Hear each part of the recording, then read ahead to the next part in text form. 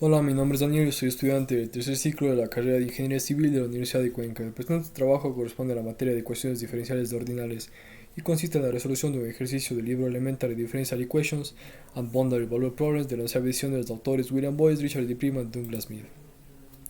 El ejercicio a resolver en este caso corresponde al capítulo 7, sección 4, es el número 6, y dice así: se tiene el siguiente sistema homogéneo de funciones diferenciales lineales de primer orden y dos vectores valores en función del tiempo. El sistema que se nos da básicamente es el que se ve por acá representado, en donde el x' y el x mayúscula prima, sin prima, perdón, son vectores que tienen componentes. Y a las componentes yo le he designado con las letras x sub 1 y x sub 2. Y un vector a, que es un vector de coeficientes. Además nos da la condición de que t sea mayor a 0. Si no, ya no tendría sentido, ¿no? Y los vectores que se nos da, los vectores funciones de t que se nos da son estos de aquí. Entonces, para el literal, A nos dice que muestre que las funciones dadas, o sea, el x elevado a la 1 y el x elevado a la 2, son soluciones del sistema de ecuaciones diferenciales. Entonces, el sistema que se nos planteaba era el que está aquí, con sus respectivas funciones que vamos a evaluar, que tienen dos componentes, recordando x1 y x2 respectivamente. Entonces, escribiendo en otra notación un poco más amable, como en forma de ecuaciones, tenemos esto de aquí, que básicamente representa lo mismo que decía nuestro sistema de ecuaciones diferenciales de un inicio, solo que ahorita está en forma de ecuaciones. Y ya de paso encontramos las derivadas de nuestros vectores que se nos dan. Entonces, por ejemplo, la derivada del vector 1, 2 multiplicado por un t a la menos 1 medio, básicamente es solo la derivada de t a la menos 1, perdón, que es menos t a la menos 1, menos 2, perdón, y el menos, como está multiplicando un vector, básicamente tenemos lo que está aquí, cada componente por el menos 1.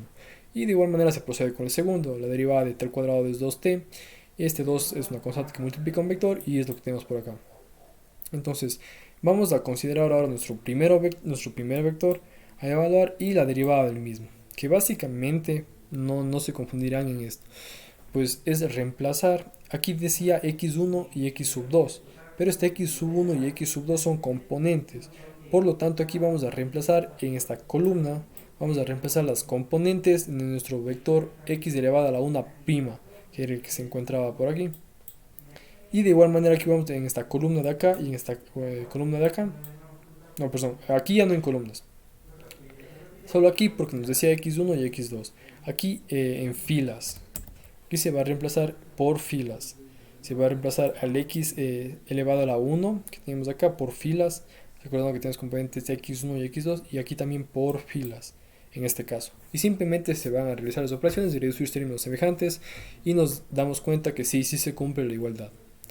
Entonces se podría decir que el primer vector que se nos dieron, que la primera función que se nos dio, sí es solución de nuestro sistema. De igual manera se procede con la segunda solución y su respectiva derivada. Primero reemplazando la derivada en vector derivado en la columna y luego reemplazando nuestro vector inicial en la fila. Y de esta manera, realizando las mismas operaciones, se tiene también una igualdad. Por lo tanto, también se podría decir que nuestro segundo vector en función del tiempo básicamente también es solución del sistema de ecuaciones diferenciales. Entonces ahora para literal B nos dice mostrar que x por x es igual a un c que multiplica nuestro primer vector más un c2 que multiplica nuestro segundo vector es una solución del sistema para cualquier valor c1 y c2. Entonces recordando simplemente que ahora ya vamos a reemplazar nuestro vector c1 es el que se ve por acá y nuestro vector c2 es el que se ve por acá. Ahora esto básicamente es como multiplicar c1 por 1 y c1 por 2 y ponerles en sus posiciones, o sea, como una columna. Y esto por un t a la menos 1, que es básicamente lo que se ve por acá. Entonces se va a encontrar que tenemos dos ecuaciones, como son las de aquí, que tanto la una representa el x1 y la otra representa nuestro x2. Y de igual manera, como son ecuaciones, se procede a derivar término a término, básicamente. Entonces encontramos la derivada de cada término que se encuentra por adentro, que son fáciles aplicando las reglas de las derivadas, y simplemente ahora este x' y este x de acá le vamos a reemplazar en nuestra ecuación original que teníamos al inicio, que era esta de aquí.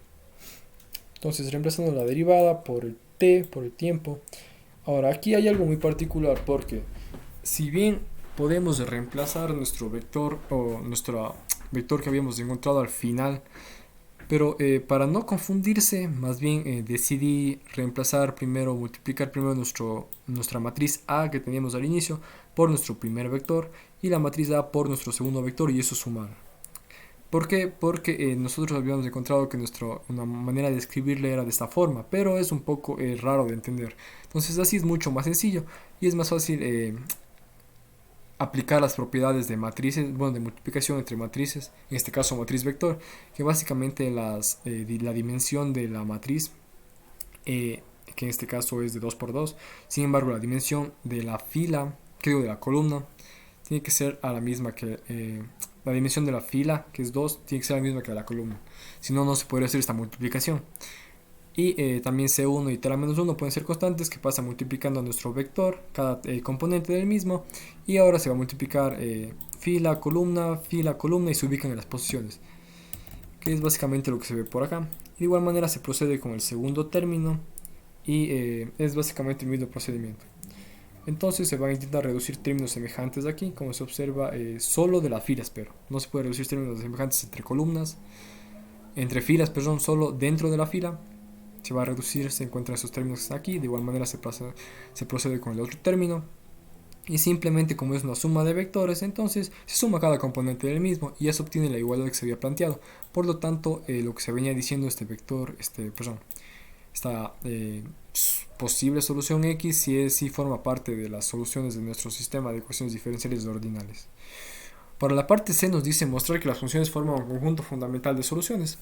Entonces es necesario saber primero que nuestras funciones x1 y x2 que se nos dieron al inicio y que ya habíamos demostrado que son soluciones de nuestro sistema son linealmente independientes.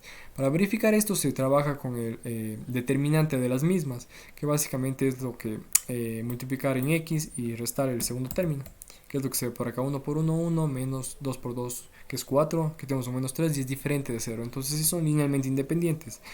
Ahora, por el principio de superposición podemos nosotros construir una solución general en base de estas dos soluciones particulares de nuestro sistema.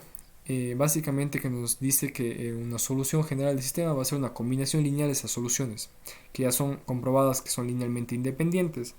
Y por lo tanto, estos vectores de aquí, que forman parte de la solución general, son un conjunto fundamental de soluciones.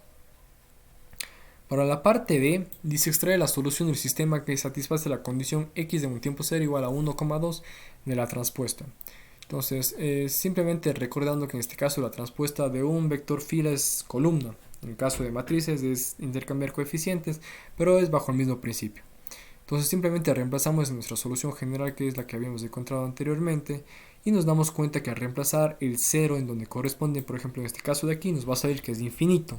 Por lo tanto ya no es necesario seguir evaluando la solución, pues básicamente se tiene que decir que en este punto, en el punto 0, no existe solución del sistema que cumpla con la condición que se nos había dado en el inicio. Ahora, para la parte E nos pide encontrar el Wronskiano de nuestro x1 y x2. Recordemos que de nuestras soluciones que nos había dado al inicio como funciones de t. Y recordando que el Wronskiano no era más que el determinante de nuestras dos funciones y sus respectivas derivadas debajo de estos, como se observa aquí. Entonces el determinante multiplicamos estos dos vectores menos la multiplicación de estos dos vectores de aquí. Y se obtiene lo que está por acá. Entonces, como es una multiplicación entre vectores, básicamente primero se tiene una multiplicación de un constante por un vector, que es t a la menos 1 por el vector que está aquí. Se multiplica cada término, se tiene lo que está por acá. De igual manera con el otro y con el otro término que se ve por acá. Ahora, como es una multiplicación de entre vectores, un producto punto entre vectores, básicamente es multiplicar cada componente de los mismos. Entonces, por ejemplo, t a la menos 1 por 4t, básicamente es 4 porque el t se simplifica. Y lo mismo para acá. De igual manera se trabaja con el segundo término. Y de esta manera tenemos lo que se ve por acá abajo. Y ahora, como es una suma de vectores, básicamente es lo mismo, sumar a cada componente del vector, que nos da como resultado finalmente que el Wronskiano es un vector de dos componentes, x1 y x2. Recordemos x1 y x2, las componentes de nuestro vector, que es respectivamente 6 y 6. Finalmente nos dice que en F mostrar que el Wronskiano, que habíamos encontrado anteriormente, que es lo que se ve aquí, es una solución de la ecuación de Abel, que es la que se ve por acá, en donde este P sub 1, 1 y el P sub 2, 2 son básicamente los coeficientes de nuestra matriz A, siendo las posiciones respectivamente. El 3 es de P sub 1, 1, que corresponde a la posición 1, 1, y el P sub 2, 2 es del el menos 2 que corresponde a la posición 2, 2. Entonces simplemente lo que se procede aquí es a reemplazar y se ve representado por acá. Se reemplaza en la ecuación de Abel para comprobar esto. Entonces simplemente se reemplaza nuestro Wronskiano que es por aquí, el P sub 1, 1, el P sub 2, 2 y el Wronskiano acá. Aquí es el derivado, la derivada de la constante es 0 y aquí nos damos cuenta de algo particular. Al realizar la suma nos damos cuenta que es 1. Esta suma que está aquí multiplicado por un vector, básicamente es multiplicar 1 por cada componente del mismo. Entonces en este caso no se cumplió de que el Wronskiano forme parte de las soluciones de nuestro sistema de Abel. Esto puede ser debido a que no existe soluciones en ciertos puntos. Entonces el Wronskiano probablemente no tenga solución si se trata de esta manera la ecuación. Perdón, nuestro sistema no se puede comprobar que el Wronskiano sea igual que una solución del teorema de Abel, puesto que en ciertos puntos, como habíamos demostrado anteriormente, no existía solución. Esta sería básicamente la explicación de este ejercicio. Muchas gracias.